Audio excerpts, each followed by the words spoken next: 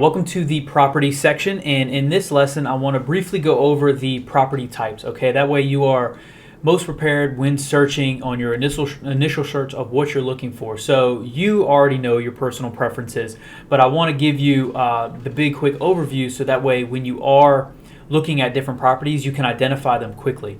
So there are attached and detached properties. Attached are going to be your townhomes, your condos, whether they're the long strip of houses that are attached to each other. Those are going to either be townhomes or condos or possibly a co-op. If you have a high-rise building with multiple levels, that's generally going to be a condo or a co-op. And if you have separate single-family residences that are not attached, that's generally going to be a single-family residence.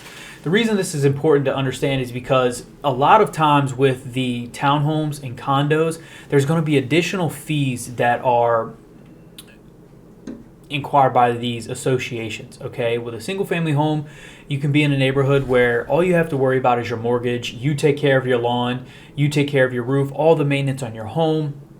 And if you're in a neighborhood, you're not responsible for anything else in that neighborhood.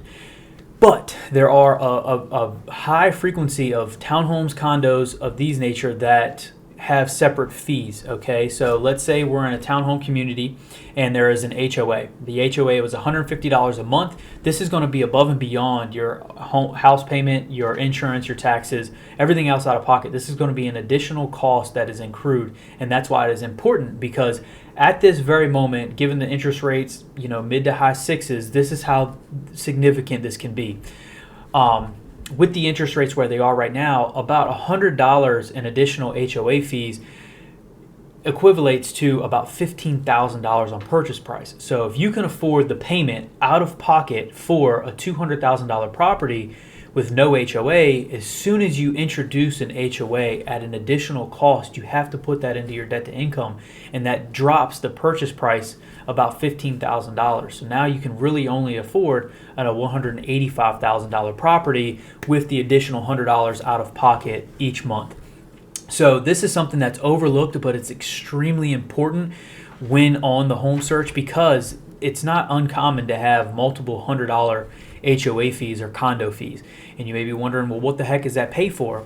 Each one is different. Each association has its own rules, its own benefits. Some may have a pool that you go to pool maintenance. It may have a playground for playground maintenance. Some take care of actually the external parts of the property. So they maintain the big ticket items, the roof, the siding, anything that happens to the exterior of the property. Maybe they maintain the lawn and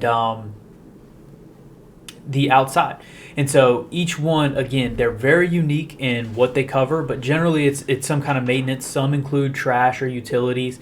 And so these are all the things we need to look for. But again, this is why it's so significant, because if you run into a $300 condo fee, that drops your purchase price $45,000. So that's a big deal to look for. Again, this is it fluctuates based on that calculation is off like a 6.5% to 7% interest rate. So it's very unique in the sense that if the interest rates go up, those numbers will drop. If it goes down, those numbers will increase. And so anyway, this is why if you have specifics or when you're looking for a house, I want you to look for if it's a condo or if an HOA, because those will be additional fees that you'll be responsible for on a monthly basis, and they're generally in the townhome condo. So single family homes is not as common. If they do, they're generally cheaper, $50 and below, and that'll just take care of like the signs at the entrance of the neighborhood. But yeah, wanted to arm you with that because that is a huge part of the home buying process and what to identify. All right, moving on to the next section is going to be how to identify a neighborhood and what you're looking for in that neighborhood.